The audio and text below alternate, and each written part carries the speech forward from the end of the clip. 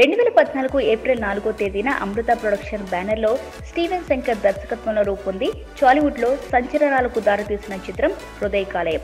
ఈ చిత్రం ద్వారా ప్రముఖ పారిశ్రామికవేత్త సంపూర్ణేష్ బాబు హీరోగా పరిచయం అయ్యి ప్రపంచంలో ఉన్న తెలుగు ప్రేక్షకులు అందించిన రికార్డుల ప్రేమకు బానిసయ్యాడు.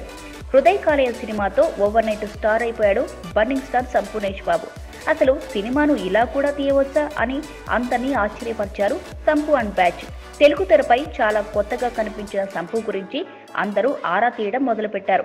అప్పట్లో ఓ ఇంటర్వ్యూలో తాను ఒక ఎన్ఆర్ఐనని, సాఫ్ట్వేర్ ఇంజనీర్గా పనిచేసి అక్కడ బాగా సంపాదించి ఇక్కడికి వచ్చి ఆ డబ్బుతోనే సినిమాలు తీస్తున్నానని చెప్పాడు సంపు. చాలా మంది అప్పట్లో నమ్మేసినా కొందరు మాత్రం అనుమానంగానే చూశారు. అయితే సంపు ఎక్కడి నుంచి వచ్చినా అంతకుముందు ఏం చేసినా తమకు అనవసరం అనుకున్నారు ప్రేక్షకులు. సంపుని మనస్ఫూర్తిగా అభిమానించారు. అయితే అప్పట్లో ఉన్న నిజాలు ఉన్నట్లుగా చెబితే తనకు కనీస గౌరవం కూడా ఇవ్వరన్న విషయం సంపుకి తెలుసు కాబట్టే తాను ఎన్ఆర్ఐ అని చెప్పి ఉంటాడు.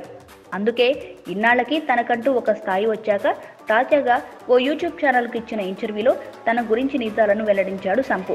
తన అసలు పేరు నరసింహాచారి అని, సినిమాలోకి రాకముందు సిద్దిపేటలోని బంగారం షాపులో పనిచేసేవాడినని చెప్పాడు. ఇన్నాళ్లు మోసం చేసినందుకు, అబద్ధం చెప్పినందుకు క్షమించాలని వేడుకున్నాడు. ఓ చెత్త హీరోతో ఓ చెత్త సినిమా తీయాలనే కాన్సెప్ట్తో హృదయ కాలేయం సినిమా చేసినట్టు చెప్పాడు. తాను ఇప్పటికీ సిద్దిపేటలోనే ఉంటానని, షూటింగ్లు ఉన్నప్పుడు హైదరాబాద్ వస్తుంటానని తెలిపాడు. సినిమాల్లో స్థిరపడిన తర్వాత కూడా చాలాసార్లు ముఖానికి కర్చీఫ్ కట్టుకొని ఆర్టీసీ బస్సులో హైదరాబాద్ వచ్చానని చెప్పాడు సంపూర్ణేష్ బాబు. అప్పుడు ఎవరు గుర్తుపట్టకుండా అలా వచ్చేవాడట. మళ్ళీ షూటింగ్ అయిపోగానే మళ్ళీ బస్సులోనే తిరుగు ప్రయాణం అయ్యేవాడట. ఊర్లో ఉంటే ఇప్పటికీ సైకిల్ మీదే తిరుగుతానని, సైకిల్ మీద మంచినీళ్లు తెచ్చుకుంటానని, పిల్లలను కూడా సైకిల్ మీదే స్కూల్కు తీసుకెళ్తానని చెప్పాడు. నిజానికి ఈ విషయాలన్నీ ఇండస్ట్రీలో ఎప్పటి నుంచో రూమర్లుగా చలామణిలో ఉన్నవే. అయితే ముందే అనుకున్నట్టు సంపూర్ణేష్ సినిమాలను చూసే వాళ్ళకి అతని బ్యాక్గ్రౌండ్ ఏమిటి అన్న విషయాన్ని పెద్దగా పట్టించుకోలేదు. నిజానికి సంపు పేద బ్యాక్గ్రౌండ్ నుంచే రావచ్చు, కానీ అతనికి వచ్చి ఆ తక్కువ మొత్తం రెమ్యునరేషన్లోనే చాలా సహాయాలు చేశాడు.